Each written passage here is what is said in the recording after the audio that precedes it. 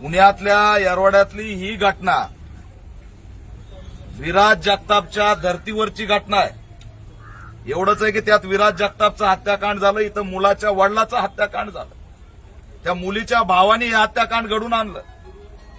यात फेल्युअर आहे की आम्ही आंतरजातीय विवाहाला या ठिकाणी मान्यता पाहिजे तशी देऊ शकलेलो नाहीत आणि त्याच्यामुळे ही क्रूरता वाढलेली आहे. ज्या मुलांनी आमच्या या इस्मास मारहाण केली त्याला एवढं बेदमपणे त्या ठिकाणी धारदार शस्त्रांनी त्याचं असणारं अतिशय क्रूरपणे हत्याकांड केलं आणि त्यात तो जागीच असणारं त्या ठिकाणी दगावलेले.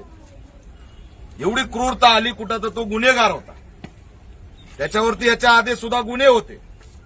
तर अशा पद्धतीने वस्त्यांमध्ये असणारे गुन्हेगार हे कायमस्वरूपी मोक्यामध्ये पायबंद असले पाहिजेत, तरच असणारे इथल्या वस्त्या सुरक्षित राहू शकतात. त्यामुळे आमची या ठिकाणच्या यंत्रणेकडून अपेक्षा आहे. मी या पीडित कुटुंबाची भेट घेतली. आता आमची थेट मागणी याच्यामध्ये अशी आहे की या भागाच्या पोलिसांचं खरं तर या ठिकाणी मी पहिल्यांदा कौतुक करतो की सराईत गुन्हेगार हल्ला करून गेल्यावरती अवघ्या अर्ध्या तासात त्यांनी जे 2 गुन्हेगार होते ते दोन्ही गुन्हेगार इथल्या पोलिसांनी पकडलेत.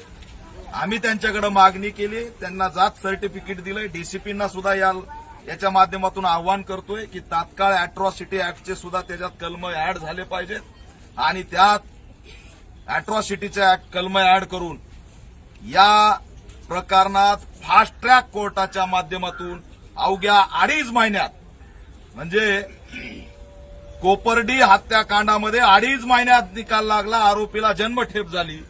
त्याच धर्तीवरती या हत्याकांडामध्ये 2.5 महिन्यात त्याचं असणारं जुनं रेकॉर्ड काढून आणि हे 302 अॅट्रॉसिटीचं रेकॉर्ड काढून अशा आरोपीला फाशीची शिक्षा झाली पाहिजे, ही असणाऱ्या आमच्या आंदोलनाची भूमिका आहे. कोणत्याही परिस्थितीत त्याला या ठिकाणी यंत्रणेने चार्जशीट स्ट्रॉंग बनवावी, पंचनामा स्ट्रॉंग बनवावा, साक्षीदार त्या ठिकाणी व्यवस्थित स्ट्रॉंग करून या आरोपीला कठोर शिक्षा द्यावी, ही आमच्या मागणी आहे. एवढंच नाही तर अॅट्रॉसिटी ऍक्टचं प्रकरण आहे, जातीयतेतून घडलेलं आहे. माझी बहीण दुसऱ्या जातीच्या मुलासोबत लग्न कशी करते या मानसिकतेतून बनलेलं आहे. आरोपीला त्या तरुणाची जात माहित आहे, त्या कुटुंबाची जात माहित आहे आणि म्हणून हे जातीवादी प्रकरण आहे. याच्यामध्ये कुटुंबाची असणारी मोठी हानी झालेली आहे. घरामधला सगळ्यात मोठा सदस्य त्यांचा दगावलेला आहे. राज्य सरकारने तात्काळ दखल घेऊन, सामाजिक न्याय विभागाने दखल घेऊन या पीडित कुटुंबाला 25 लाख